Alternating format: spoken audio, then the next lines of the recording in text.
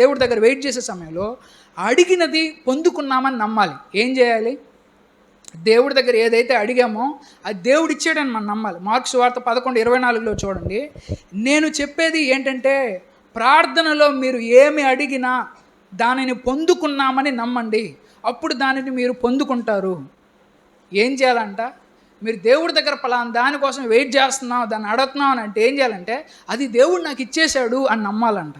అలా నమ్మితే ఏమవుద్దనంటే, మనం ముందు నుంచే సిద్ధపడతాం. ఇప్పుడు చిన్నప్పుడే నేను ఒక పెద్ద రాజకీయ నాయకుడిని అవుతానని దేవుడు నాకు చెప్పాడు అని అనుకున్నాం అనుకోండి, అందరిలాగా చీప్గా బిహేవ్ చేస్తాడు. ఆ పెద్ద రాజకీయ నాయకుడైతే అందరిలాగా చీప్ మెంటాలిటీతో బిహేవియర్ చేయడు.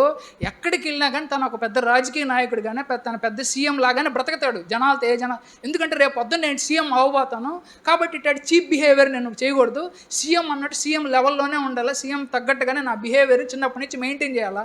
ఎందుకని? ఆ వ్యక్తి ప్రార్థన చేస్తున్నాడు, వెయిట్ చేస్తున్నాడు, నన్ను పార్టీలో గెలిపిస్తాడని. దేవుడు ఆ సీట్ ఇచ్చినప్పుడు జనాలు అంత గౌరవం ఇవ్వాలనంటే ముందు నుంచే ఆ గౌరవం కాపాడుకోవాలా.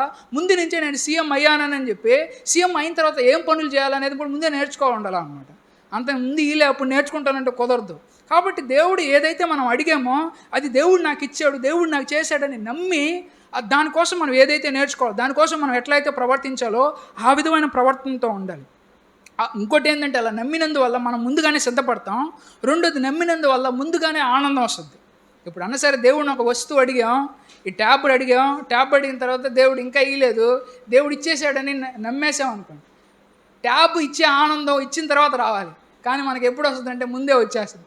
ఎందుకని? మనం నమ్మేసాం కాబట్టి దేవుడు సీఎం చేసిన తర్వాత ఆ వ్యక్తి ఆనందించడు, సీఎం చేయక ముందైనా సరే ఆనందిస్తాడు. ఎందుకని? దేవుడు నన్ను సీఎం చేయబోతున్నాడని ఆనందిస్తూ ఉంటాడు. ఎందుకని? వేచి ఉండడంలోనే, విశ్వాసంలోనే నిరీక్షణ అనేది ఉంటుంది, అంటే ఆశ అనేది ఉంటుంది.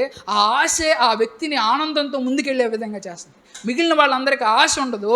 ఆ ఆశ ఉండదు కాబట్టి నిరాశతో వాళ్ళు ఏ పనినైతే మొదలు పెట్టారో పనిని వదిలేస్తారు.